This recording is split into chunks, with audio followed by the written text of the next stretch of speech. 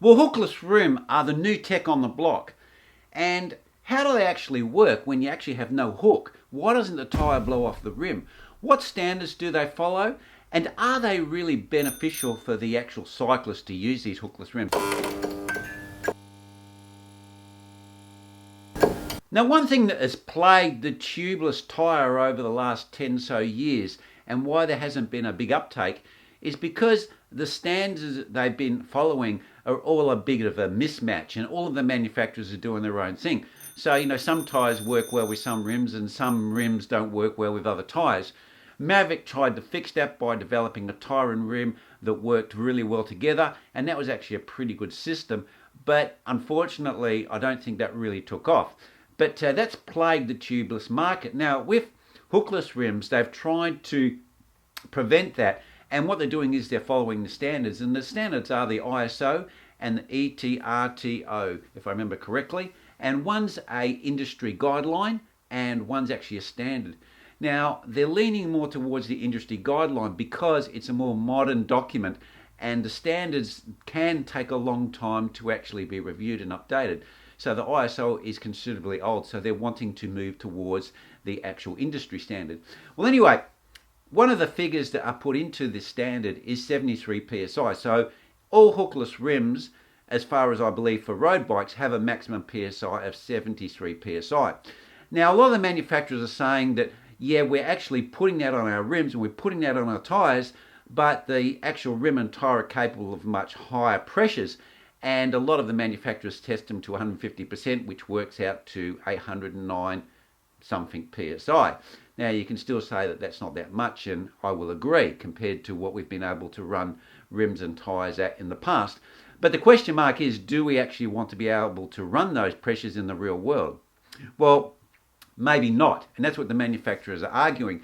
So if you're going to run at lower pressures, these things like tubeless and hookless rims can actually work quite well because the sealant at lower pressures is really quite effective.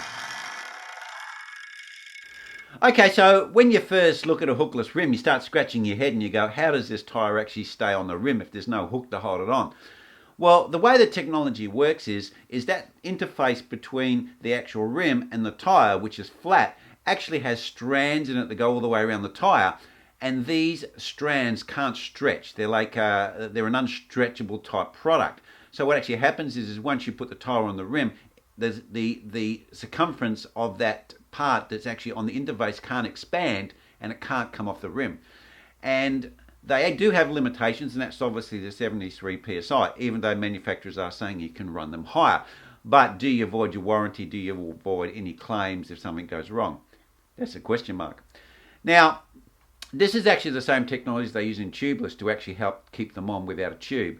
So that's actually how they work. So they don't actually need to have a hook. You just need to have that section of the tyre, which is the interface part, to actually have material in it that can't stretch. So why is it that manufacturers are pushing these hookless rims? What are the advantages? Now, they argue that hookless rims are better because when they make a clincher rim, they actually have to use a silicon mandrel that fits into that hook section, and that's soft, and they can't put as much pressure and compaction and heat onto the actual part of the hook. But when they use a hookless rim, they can use a metal mandrel, and they can put a lot more pressure, a lot more compression on, giving a better and consistent strength to the composite material that's being used to make that part of the rim where the tyre interfaces. So that's an advantage for the manufacturer. So what are the benefits to us, the actual users, the people who are riding the bikes? Well, they're actually saying that one of the reasons is that they're slightly cheaper. For equivalent rim, like say Zip are selling a 303 clincher and a 303 hookless, the hookless will be a little bit cheaper. The other thing they're saying as well is that you can run these tyres at quite low PSIs and they work fine, because obviously you can't run them too high PSI because there's a limit, but they're saying that they're designed to run at a lower PSI. They've got a wider rim, the tyres are a little bit bigger, and so forth.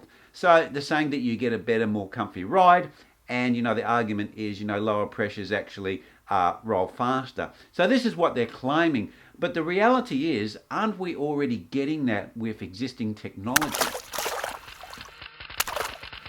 Now, the maximum pressure that these hookless rims are designed for is 73 psi.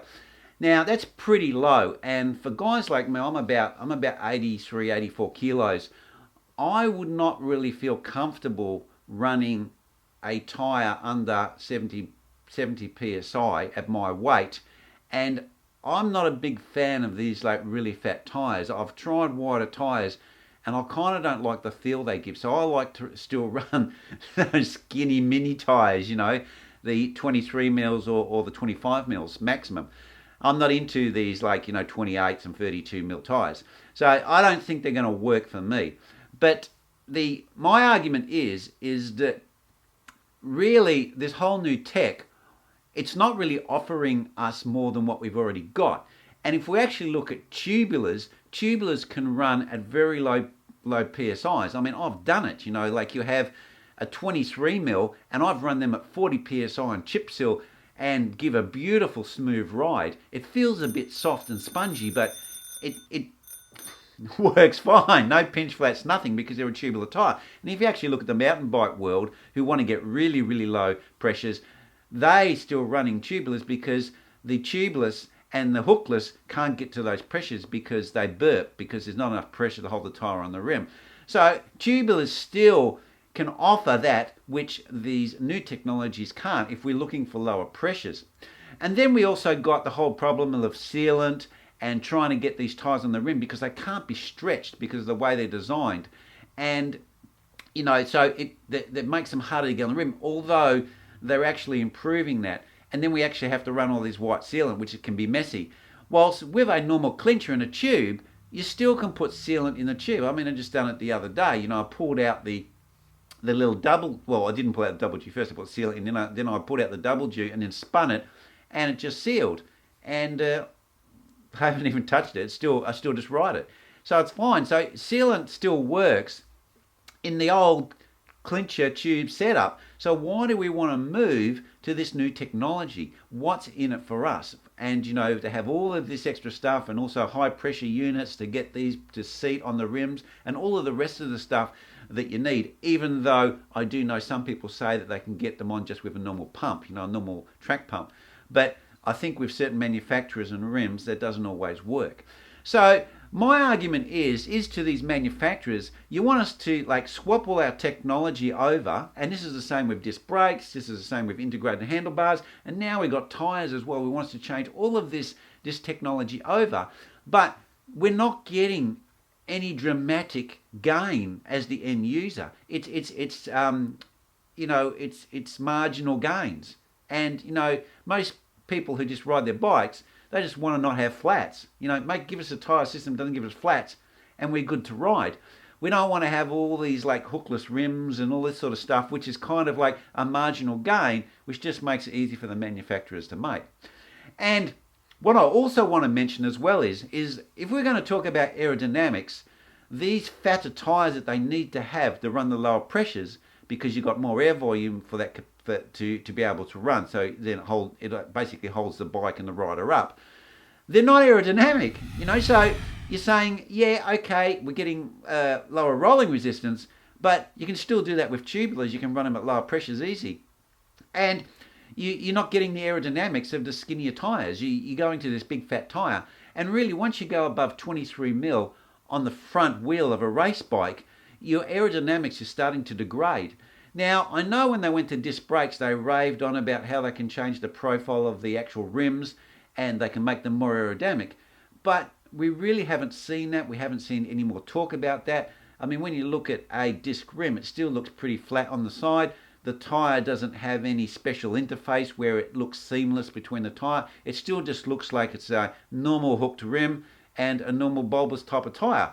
Although they're actually making the rims wider, so the actual shape of the tyre now is not so teardropped, it's more round. And I think that's actually to get a tubular ride feel, because it's making the tyre a more rounder shape, so you don't get when you corner, you don't get a different angle of transition. But anyway, that's where I'm going to leave it, guys. And I think it's tech for the sake of tech. Well, should I say tech for the manufacturers, and the reason manufacturing is not so much tech that benefits the rider. Okay, guys, I'm going to catch you next video, and leave those comments down below. Remember to ring that bell in the corner here and also subscribe. See ya.